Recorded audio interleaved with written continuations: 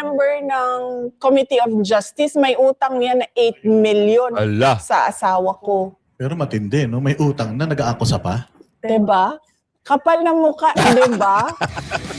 Po yun, We are naintindihan ko po undertaking yun. the repatriation effort. We're crossing them over by land. Secretary, Sarado po. what I am presenting is a one-country approach. Hindi po tayo dapat mag-away-away dito. I am using this as a test. Bahagi ng kanilang pagpapahayag, totoo pala. Totoo pala, oo. Gusto nyo, pakinggan muna natin para eksakto. Ano ba sinabi ni Ombudsman Remulla tungkol dyan? Ito po. Ano, tipping point. They're trying to create a political tipping point. What more? Alam na natin yun, di ba? They want to a branch of the service to rise up in arms. Yun naman. Yes. Good morning mga kasama. Nandito na naman si Kuya Goods nagbabalik. At syempre, kung di ka pala subscribe sa ating channel, subscribe na lang po at hit mo na rin yung bell para lagi kang updated sa ating mga video. Bibi Sara nagsalita na. Naku, yari na kayo. Ito na yung pinakahihintay ng taong bayan, ang magsalita si Bibi Sara patungkol sa mga kaliwat ka ng batikos na binibintang sa kanya o banat. Ang titibay kasi ng mukha nitong mga durobo na ito eh. Mga nagmamalinis, bayad naman pala ng mali-malitang pera. Aray ko, nakakaawa ito pagdating ng araw, itong mga durobo na ito. Sorbet nyo ho, sumadsad na lahat. Bagsak, tinalo kayo ng isang Agila ng Davao. Tapos ngayon, ang gagawin nyo, gigipitin nyo, at pipilitin nyo ma-impeach. Andyan na, na-impeach na. Pumasok na ang pang-3, pang-4 na complain. Pero, ito pakakatandaan nyo. Lahat ng drama na mga ginagawa nyo kay Bibi Sara, mababasura lang yan. Kagaya dito, sa logic pa lang, bagsak na ang drama ni Madriaga. Ito, isang tanong. Isang tanong ito dapat na pumasok sa kokote ng mga dorobo. Ano yung sinasabi nyo na sinusuhulan daw at hindi pumayag? Sinusuhulan? May nagsuhul daw kay Madriaga na 1 bilyon unggoy. Susuhulan 1 bilyon, 500 million o 1 bilyon. Susuhulan yan, nak ng tipaklong. Napapakamot ako ng ulo sa inyo. Alamin natin dito. Logic pa lang, alam mo na yung sustansya ng ebidensya. Ikaw magkukwento ka, wala kang konkretong ebidensya, wala ka man lang video, wala ka man lang photo na nagsinasabi mo na mayroong bilyones si Bibi Sara. Hoy, tignan mo yung affidavit ng 18 Marines. Kumpleto detalye, kumpleto rekado, masustansya. Ngayon, pinipilit ng kalaban, baligtarin ang sitwasyon. Sino ang iimbestigahan? Yung kredibilidad daw ng mga ex-marine, yun ang kanilang iimbestigahan. Anak pala kayo ng... tuloy natin to. Sablay sa logic pa lang. Ito ang tanong ngayon ng ilang netizens matapos kumalat sa social media ang pahayag na umano'y may tumangging alok na 1 bilyong piso. Diba? Ang lalaking sangkot sa kasong pagdukot ng tao kapalit ng pera ay sinasabing tumanggi raw sa naturang halaga upang hindi tumistigo laban kay Vice President Sara Duterte. Nag-viral ang pahayag na ito matapos magsalita ang abogado ng detainee na si Madriaga. Ayon sa kanyang counsel na si Attorney Raymond Palad, may nag-alok umano sa kanyang kliyente ng halagang mula 500 million pesos hanggang 1 billion pesos kapalit ng hindi pagtestigo sa isyong may kinalaman kay VP Sara Duterte. Sa panayam, sinabi ni Palad na may mensaheng ipinaabot umano kay Madriaga. Ang sabi raw ng umano'y nag-alok, may 500 million pesos hanggang 1 billion pesos dito. Name your price. You do not need to recant. Basta huwag ka lang magtestigo. Ayon pa sa abogado. Eto, bibigyan kita ng isang magandang explanation dyan. Sa tingin mo, aalukin ka. Sino ka? Sino ka para alukin ng 1 billion o 500 million? Ito nga bumibira sa kanya, nasa tawad kong, yung mga bumibira sa kanya na sa taga-kamara, bumibira sa kanya na kung sino-sino pati mga senador, pati mga dating sticker, pati ngayon yung Pangulo, hindi nga niya inatrasan eh. Marami sa kanyang kinaso, pati yung sa NBI, pati yung sinabi niyang yung pagpapategay sa mag-asawa dito sa sticker, hindi niya inatrasan eh. Wala siyang sinabing, anak ka ng tipaklong, gamitin niyo ang kokotin niyo. Babayaran mo, susuhulan mo, unggoy. Unggoy kayo talaga. Wala na kayo magawang magandang script. Pero ito yung pagtatakip talaga doon sa mga issue, na malaking issue na dapat yung isda sana ang nasa hot seat ngayon at dapat nakakulong na, wala na. Kung ano-ano na lang ang nilalagay nilang mga issue ngayon. Ngayon, napunta sa mali-malitang issue. Hindi naman magsasalita yung mga Marines na yan kung hindi totoo. Andyan na nga yung Ricardo. Andyan na nga yung mga sustansyang ebidensya.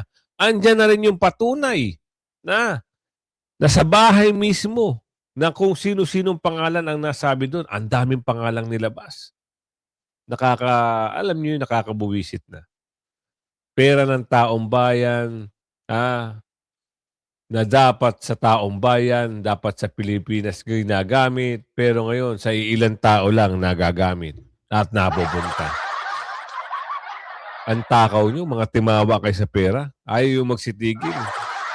2 billion a week? Wow! Sobrang.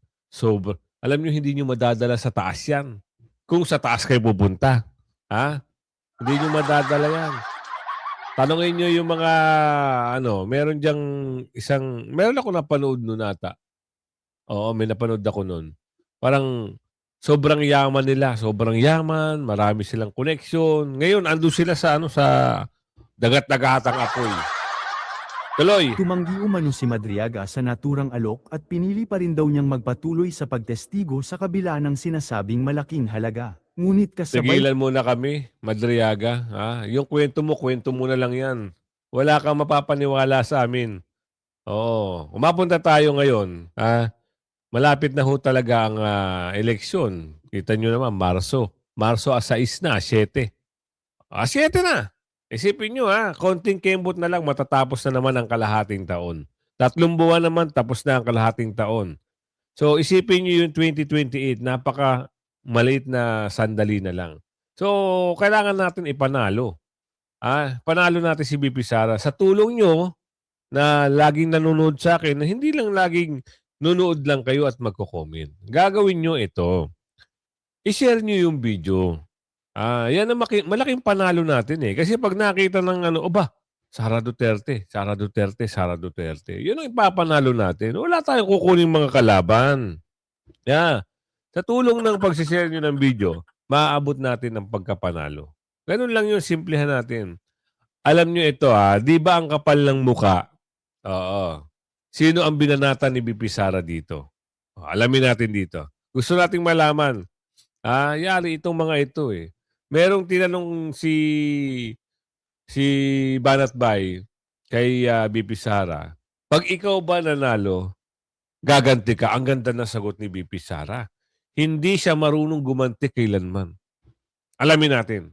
Ang isang member ng Committee of Justice, may utang niya na 8 million Ala. sa asawa ko. Pero matindi, no? May utang na nag-aakusa pa.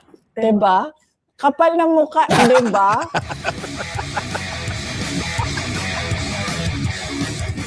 Oo. And speaking of that, VP, posible na ma-impeach kayo ulit sa Kongreso. Kaya nyo bang sabihin sa mga Pilipino ngayon na malinis kayong nagtrabaho bilang DepEd Secretary at bilang Vice President ng Pilipinas? Walang makakapag-question sa Tama. trabaho ko at sa mga accomplishments ng lahat ng mga nadaanan ko na opisina. Yan. Napakarami ng accomplishments namin sa Davao City noong ako ay mayor noong 2016 hanggang noong 2022. In fact, kahit noong 2010 to 2013. Makikita yon sa mga awards na nakuha. More than 200 awards Nice. and recognition ang nakuha ng Davao City sa mga projects and programs na ginawa namin doon sa Davao City.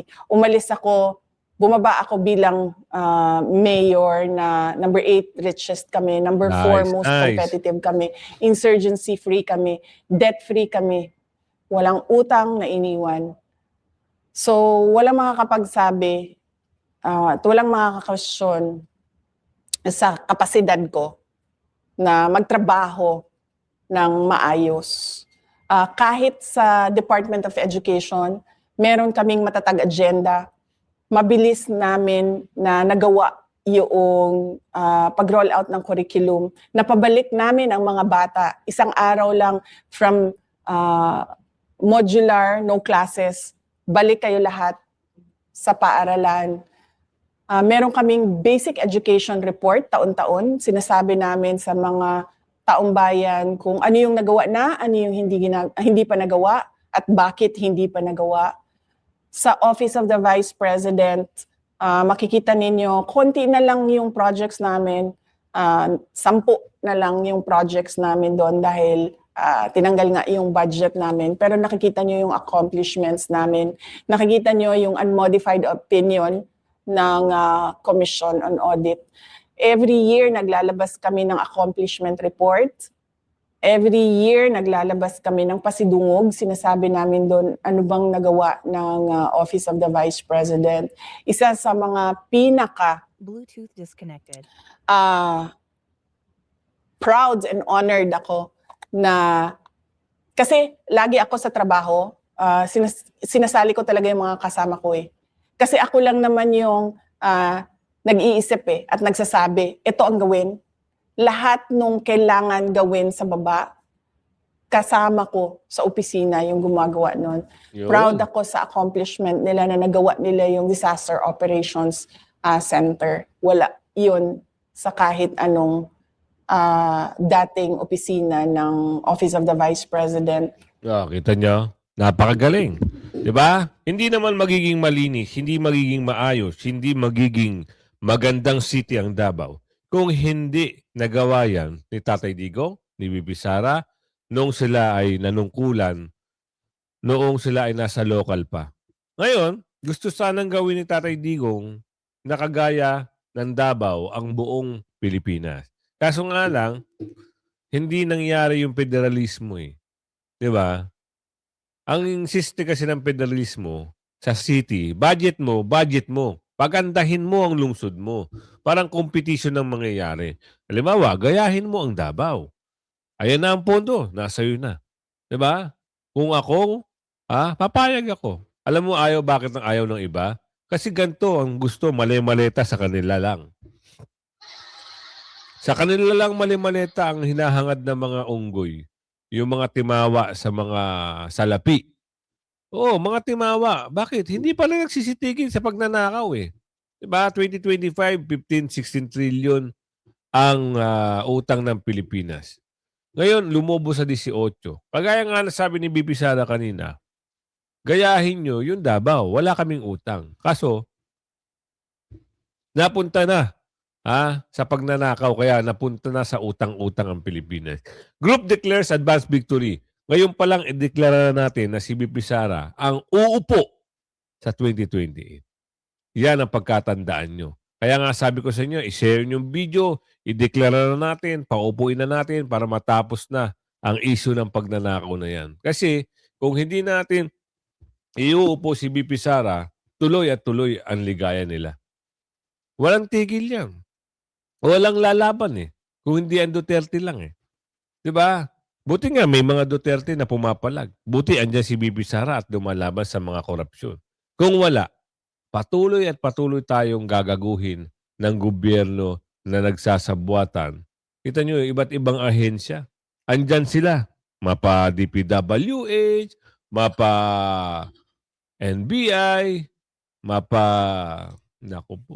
Mahirap magsalita pero ang katotohanan ang magsisiwalat sa iyo. Kaya sabi ko sa iyo, manood ka lang sa mga daily vlog natin, lalabas ang katotohanan sa pamamagitan ng pamamahayag ng mga galing na vloggers at syempre ang reaction video natin, lalabas ang katotohanan. Hindi naman tayo gumagawa ng mga kwento-kwentuhan lang eh. 'Di ba? Tayo ay nagbe-base sa video. Kung ano yung video, ibigay kagaya ng mga 18 Marines, nasiwalat. Oh, 'di ba? Oh, simulan natin to, group declares. Deklara na natin na panalo si Bibi Sara. Than 2 years out from the next presidential election, a grassroots movement in Mindanao is already claiming victory Yan. for Vice President Sara Duterte. MJ Mondejar is back for more news.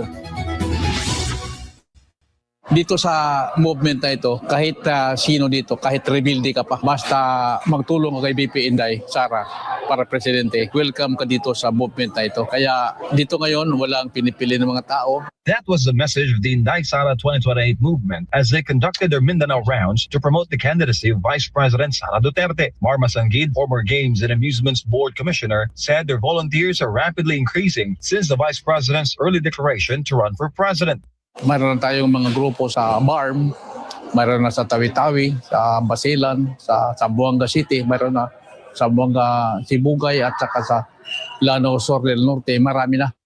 Instead of protest actions, the group is preparing now for the 2028 presidential polls. And as a show of force, the movement will hold a large gathering here in Davao City on May 9. According to Masangid, supporters from Mindanao, Visayas, and Luzon are expected to attend. Kasi kung magkaroon tayo ng rally, walang epekto. Itong movement na ito, parang recruit sa mga tao. Parang sa taas, pati sa grassroots, yun talagang natin na talagang mag-gaisa tayo.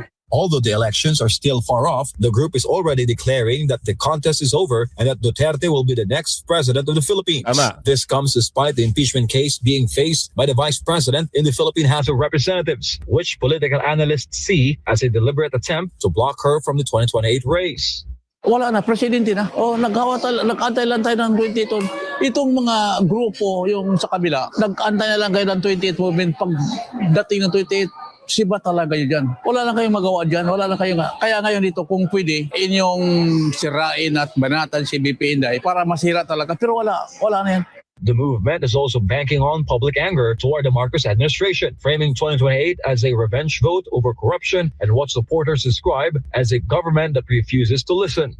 Hindi lang tao nagtapo kay Marcos, kundi talagang galit na galit na. Kaya lang ayaw ni Marcos makinig. Yan talaga totoo. Galit na ang mga tao ngayon, galit na galit na. Despite the tension between the Duterte and Marcos camps, the group is confident that other politicians will eventually support VP Sara. Kapag incumbent ka, mayor ka, governor ka, congressman ka, hindi ka talaga mag-declare kasi takot ka baka mawala ka ng ayuda. Pag civilian ka talaga, grassroots ka talaga, pero pagdating ng araw, makita ng mga congressman, governor na wala na silang tao, wala kang kasama, wala na, sabay na yan. Kasi si Inday, 75 to 80% sa Mindanao alone. Wala na. Yan ang sinasabi ko sa inyo. Kaya sinasabi ng survey, nung 33%, lumipas ang mga 2 araw, nag-48%. Ngayon, tingnan yung survey ni BP Sara. Ang dami na ho, 2026 pa lang, wala pang kalahating taon ng 2026. Tingnan nyo yung mga Kalye survey. BP Sara. BP Sara talaga. Walang ibang gusto ang taong bayan kundi BP Sara. Merong mga tanga na nagbubulag-bulagan na hindi natin alam kung ano yung pinaglalaban nila. Alam naman nila nanakaw na. Ng amo nila si Pangulo, yung kaban ng bayan, nagtatanga-tangahan. Wala ngang project eh. Ang pinagmamalaki nila yung footbridge sa may, ano bang area yun? Sa may GMA. Footbridge. Pang ano daw? Pang world class daw. Ilang milyon? 85 million ba yun sinasabi nila? Diyos ko po, 85 million. Ganun na, 85 million. Yun ba yung world class? Samantalang yung kababayan natin ngayon sa gitnang silangan na namumblema. Hindi yung maparipatrate. Kaya nagkakaroon sila ng problema ngayon dyan sa tawag dito, sa Senado.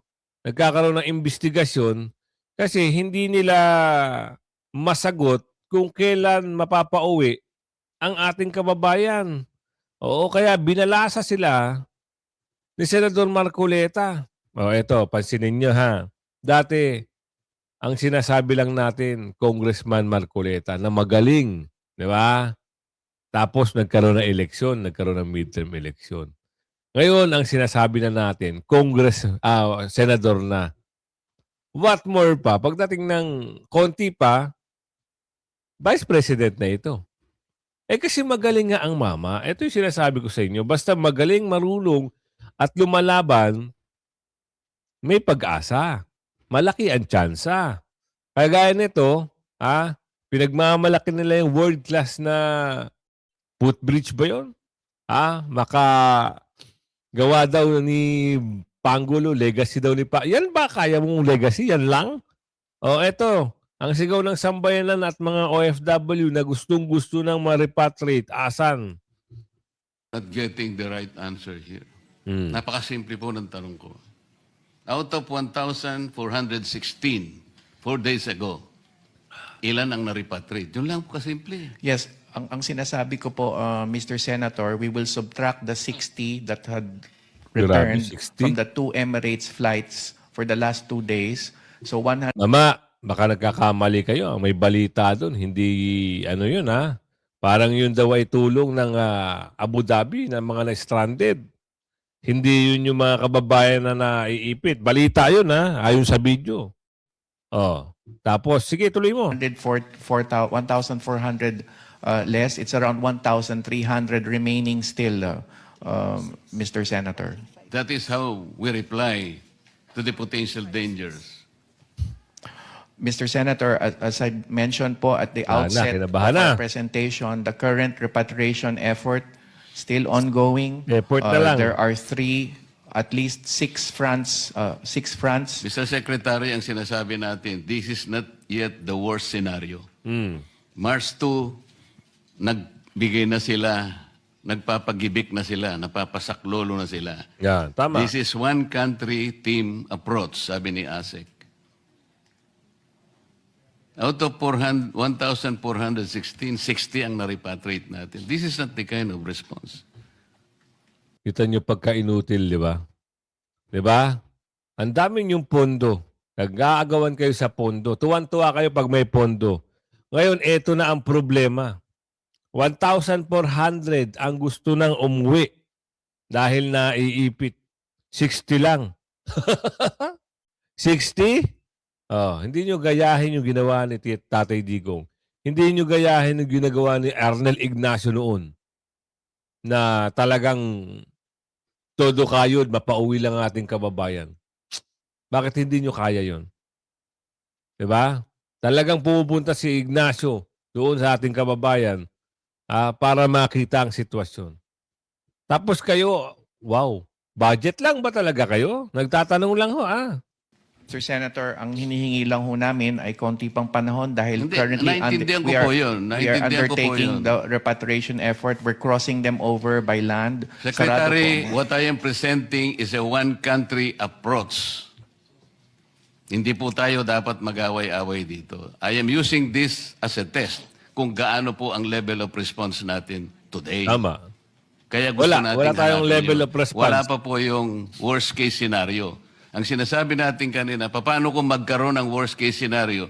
For example, naging hindi na 1,416, naging 14,000 na kagad. So para lang ma-determine natin kung gaano ka-adept ang level of response natin. Yun lang ang punto rito. Okay. Bago mo sagutin, may interject, Senator Marcoleta. Secretary Gagdak and ASEC Tago, saan ho tayo nahihirapan? Because tama po, yung tanong po, malinaw, 1,400 plus, pero out of that, 60 pa lamang po. Bakit po tayo nahihirapan? Bakit hindi po natin maiuwi, mai-repatriate, maialis yung 1,400 na yan at madala sa safe na lugar? I think that's the question na Senator Marcoleta is asking. Saan po kayo nahihirapan? Bakit kayo nahihirapan? Bakit tayo nahihirapan at hindi natin maialis, mailagay sa safe na lugar yung 1,400 na yan, Yes. Secretary. Sa ngayon po kasi sarado ang airspace sa lahat ng bansa na covered ng requests for repatriation. Kaya't ang options po natin is land crossing. Kaya yun po ang isasagawa natin. Ang ating pong sinasagawa ngayon is to ensure that when we transport them by land, ito po ay safe. Ang element of risk is low. Kaya hindi po ganun kasimple, marami po tayong tao, kaya yung volumes that we intend to transport will... Marami pala kayong tao Bakit 60 lang yung na-repatriate nyo? 'Di ba? Ang napakagaling na sana ng pondo nyo kung ginagamit nyo. Pero sa nakikita namin, parang wala. Oo, parang kagaya kayo ng amo nyo na magsasalita na lang, umiwas, magtago sa safe na lugar. Parang pagkatapos ng sigalot, okay na. Pera, sasabihin nagastos sa ganito. Yung pera, sasabihin, dito, nagpa-uwi tayo ng 1,400. Ganun lang eh. Parang nilalaro nyo lang ang taong bayan eh. Puros kayo kwento. Parang wala kawawa ang Pilipino sa inyo. Ay, hindi nyo ginaya si Tatay Digong. Kailangan natin mapauwi. Kung kailangan natin magbenta ng mga eroplano, gawin natin para mapauwi ang ating kababayan. Ganyan kayo kamahal ni Tatay Digong. Have to ensure na ang land route is safe. By and large, the land route will take around 2 to 3 hours travel when you're speaking of the land route out of UAE, for instance, or the land route out of Israel. But we are imploring the patience of the honorable senators because this is currently being worked out. And once we hit our stride in terms of the land crossings, then we will facilitate the volumes that are necessary to be repatriated. Pero yun po ang main difficulty, Mr. Chair. We are... Kaya nga ng Japan eh. Tayo hindi natin nagawa. Diba? Yung mga taga-Japan. Oo. Baka napauwi nila yung mga vice mayor at mayor. Yun ang nauna nila. Nagtatanong lang ho Kasi nabalita yan. Na meron tayong mga mayor at vice mayor na nagpunta ng Dubai at naipit sila doon. Baka yun ang nauna nyo na pauwi. Bakit hindi yung ibang ating kababayan na talagang nangangailangan ng tulong? Bakit? Tatanong lang kami, baka mamaya maapektuhan kayo, magalit kayo sa tanong ng aming kababayan. Kinuwestiyon ni Senador Marcoleta ang kriteria ng witness. Eto na. Pag si Senador Marcoleta talaga ang nakaupo, talagang marami kayong malalaman, maraming mabubungkal, maraming hindi kagaya ng mga nagmamarunong na kasabwat din pala. May maletang na-issue, lalo na si Tutasen. Ito ang gustong wag nang mapag-usapan, Jen. At pilit na makalimutan sana ng mga mamamayan. Pero hindi po, dahil ito ay isa sa importanteng dapat natin laging binabalik-balikan. Ang tinutukoy ko ay ito pong testimonya, sinumpaang salaysay ng 18 mga dating sundalo. Alam niyo po ba, Sen, na ang reaksyon dito ni Ombudsman Crispin Remulla, bagamat nung isang araw, ang sabi niya ay, totoo yan. Yung testimonya nila na nag-meeting kami sa bahay ko. Yung bahagi ng Secretary pa ako ng DOJ, ando si Trillanes, General Torre, dalawang ICC investigator. Totoo po yan eh. Pero ngayon, ang kanyang sinasabi, nako, yan ay pakana lang para mag-rebelde ang mga sundalo laban sa Pangulong Bongbong Marcos. Pagkatapos na magpatunay siya mismo na doon sa isang bahagi ng kanilang pagpapahayag, totoo pala. Gusto nyo, pakinggan muna natin para eksakto. Ano ba sinabi ni Ombudsman Remulla tungkol dyan? Ito po. Tipping point. They're trying to create a political tipping point. What more? Alam na natin yun, di ba? They want a branch of the service to rise up in arms. Yun naman yun eh. They're creating a tipping point. Ayan, Sen, no? Parang galit? Baka ginalit nung nagtatanong. Ambush interview ata yun. Hindi ka pwedeng magalit sa... Ano ba yung tinanong sa kanya? Hindi man natin kasi narinig. Tanong yata kung anong masasabi niyo dun sa... Anong motibo nila? Yung sagot niya talagang They are trying to create a political tipping point daw, Sen. Alam na natin yon, di ba? They want a branch of the service to rise up in arms. Yun lang naman yun. Tapos galit ang talagang parang gustong manuntok ni Secretary Boying. Galit Ito pa, akala ko pa naman si John Vic lang ang nanununtok. Hindi pati. Ano pa sabi? Dagdagan pa natin. Ang sabi niya, 6 daw sa 18 na dating sundalo ay napag-alaman niya na naharap sa kasong murder. Ba? Oh. Nakapagtataka, bakit hindi naman nakakulong kung may kasong murder? 6 diba? out of 18. Oo, 6 out of 18. Oho. Ito ang sabi niya, not all of them are in active service. Mga ano na nga yung Lahat na, retired na yata. Iba, wala na. And many of them were discharged. Alam namin yun, as far as we are concerned, we know that as far as we are concerned, some of them, 6 of them have murder cases. Tingnan mo na, bakit gano'n ang naging patakaran? Meron bang batas ngayon na kinakailangan suriin mo kung sino yung karapat-dapat na tumistigo? Halimbawa, kinakailangan salain mo muna sila. May checklist muna eh. Parang may betting process yan, no? Parang gano'n, no? Halimbawa, may criteria eh. Check. Halimbawa, Tapos 10 yun. X, Oo. Kinakailangan mabuting mamamayan. Alam nyo naman yan, wala ka talaga maaasahan dito. Kasi siyempre, appointee yan. Sabi nga nung kapatid walang Marcos, walang Rimulya kung walang Marcos. Ganun lang yun. Simplehan nyo na lang. Bagay, may katapusan naman lahat yan eh. Oo, ngayon, ano nila? Tagumpay nila. Pero pag umabot na kayo sa 2028, tagumpay na Bibisara. Hanggang sa muli, huwag mo kalimutan mag-like, share, subscribe. At kung saan lugar ka, alamin natin kung saan natin umabot yung video natin. Lagay nyo dyan sa comment section. Bye-bye!